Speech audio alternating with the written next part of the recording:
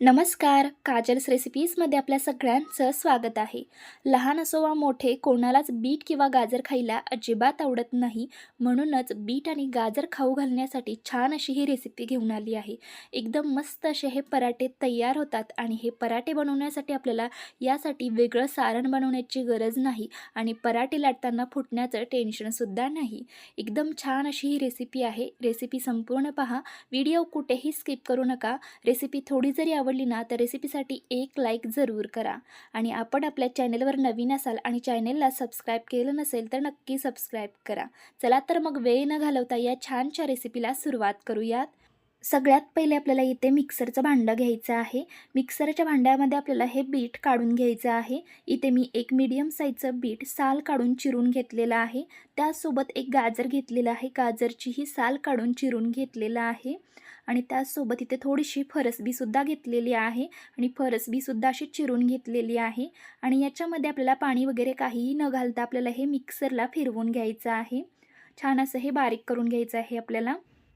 इथे मी हे मिक्सरला व्यवस्थित असं बारीक करून घेतलेलं आहे. हे बारीक करत असताना याच्यामध्ये मी पाण्याचा अजिबात वापर केलेला नाही आणि याच्यामध्ये जाडसर कण राहणार नाहीत याचीसुद्धा आपल्याला काळजी घ्यायची आहे. व्यवस्थित असं हे बारीक करून घ्यायचं आहे. आता आपण पराठ्यासाठी लागणारी जी कणिक आहे ती मळून घेऊयात. यासाठी या भांड्यामध्ये मी इथे 3 कप गव्हाचं पीठ घेतलेलं आहे. पीठ आपल्याला इथे चाळून वापरायचं आहे. या ज्या भाज्या आपण बारीक करून घेतलेल्या आहेत ना त्या आपल्याला या पिठामध्ये घालून घ्यायच्या आहेत. त्यासोबत 1/4 कप आपल्याला इथे बेसन घालायचं आहे आणि त्यासोबत इथे मी 1 वाटी बारीक खिसलेलं असं पनीर घालत आहे. पनीरने या पराठ्यांना खूप छान अशी चव येते, पण जर तुम्हाला नसेल घालायचं तर नाही घातलं तरीही चालेल. त्यासोबत एक छोटा चमचा धणे पावडर, एक छोटा चमचा जिरे पावडर घातलेली आहे, एक छोटा चमचा लाल तिखट तुम्ही तुमच्या आवडीनुसार कमी जास्ती करू शकता, एक छोटा चमचा गरम मसाला आणि थोडीशी बारीक चिरलेली हिरवी कोथिंबीर. त्याचसोबत 1 चमचा याच्यामध्ये आपण हिरवी मिरची, आलं आणि लसूणची पेस्ट घालणार आहोत आणि चवीपुरतं मीठ घालायचं आहे.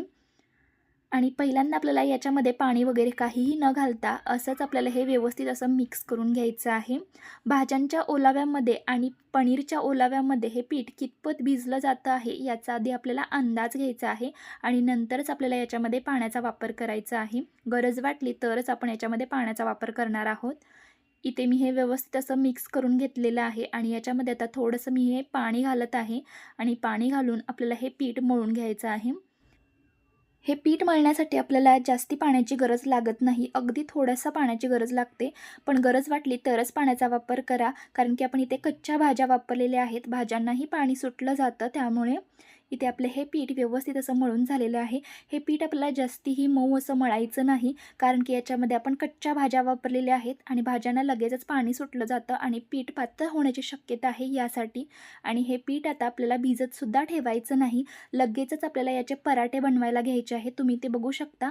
अशा पद्धतीचं हे मी पीठ मळून घेतलेलं आहे. आता आपण लगेचच पराठे बनवायला घेऊयात.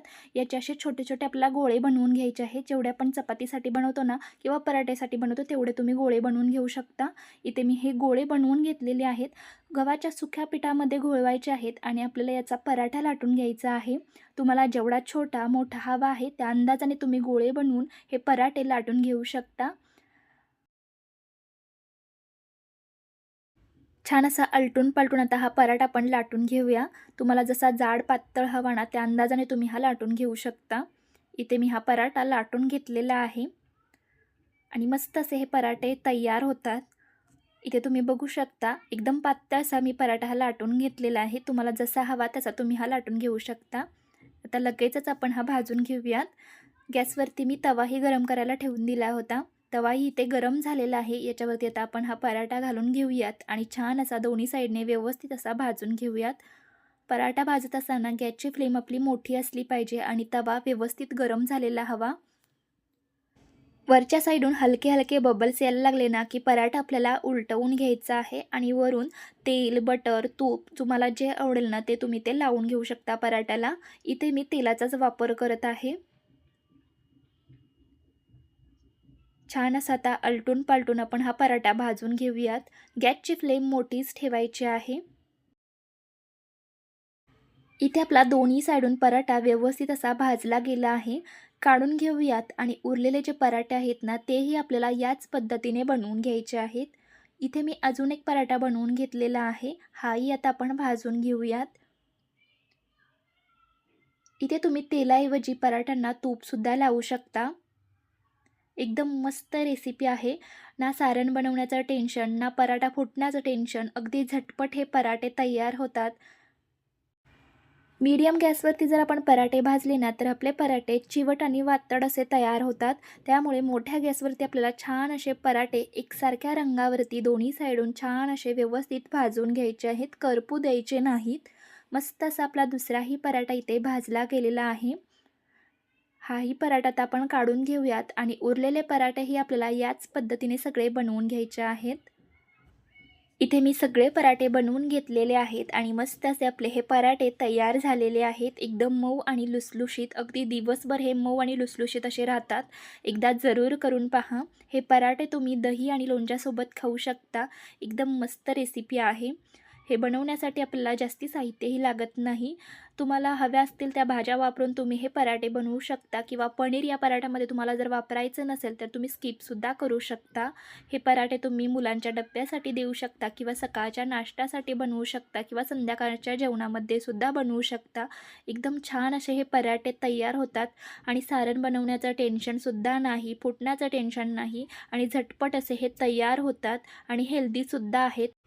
एकदा नक्की करून पहा. रेसिपी कशी वाटली हे कमेंटद्वारे नक्की सांगा. रेसिपी थोडी जरी आवडली असेल तर रेसिपीसाठी एक लाईक जरूर करा आणि आजचा व्हिडिओ पाहिल्याबद्दल धन्यवाद.